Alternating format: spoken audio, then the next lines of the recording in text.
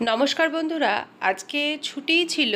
হনুমান জয়ন্তী উপলক্ষে ঘরের ঠাকুরগুলোকে একটু সাজিয়ে গুছিয়ে পুজো করছিলাম। দেখো বন্ধুরা, এই জবা ফুল দিয়ে সিংহাসনটাকে সাজালে এত সুন্দর লাগে। জবা ফুলগুলো কিন্তু কেনা না, জবা ফুলগুলো শর্মিলাদি প্রতিদিন সকালে নিয়ে আসে। তো আমি জবা ফুল দিয়ে ঠাকুরগুলোকে সাজিয়ে নিচ্ছিলাম। তাছাড়াও কিন্তু কিছু গাঁদা ফুল ওই বাজার থেকে কিনে নিয়ে এসেছিলাম। আর কিছুটা, সবার তো জবা ফুল দিয়ে হলো না, সেজন্য কিছুটা গাঁদা ফুল দিয়েও সামনের ঠাকুরগুলোকে সাজিয়ে দিচ্ছিলাম।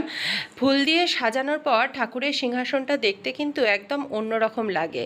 যেহেতু আজকে একটু হনুমান জয়ন্তী, তাই আজকে একটু বেশ বসে বসে সুন্দর করে ঠাকুরের সিংহাসনটাকে সাজিয়ে নিচ্ছিলাম। সাজিয়ে নিয়ে তারপর ঠাকুরকে, তার আগে আমি চান টান করিয়ে নিয়েছি, সব ঠাকুরকে চান করিয়ে মুছিয়ে তারপর ফুল দিয়ে সাজিয়ে নিচ্ছিলাম।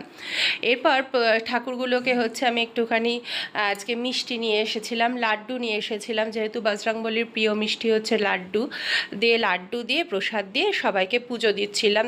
একটু ধূপ দেখিয়ে নিয়েছিলাম।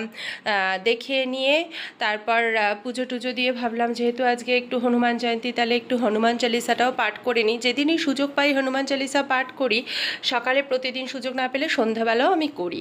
তো সেই জন্য একটু হনুমান চালিসাটাও পাঠ করে নিচ্ছিলাম। দেখছো কীরকম দুলে দুলে আমি হনুমান চালিসা পড়ে নিচ্ছি। শরীরটি তো মোটেও ভালো নেই। তারপর ঠাকুরকে নমস্কার করে নিলাম। আজকের মতো পুজো শেষ। ধন্যবাদ বন্ধুরা।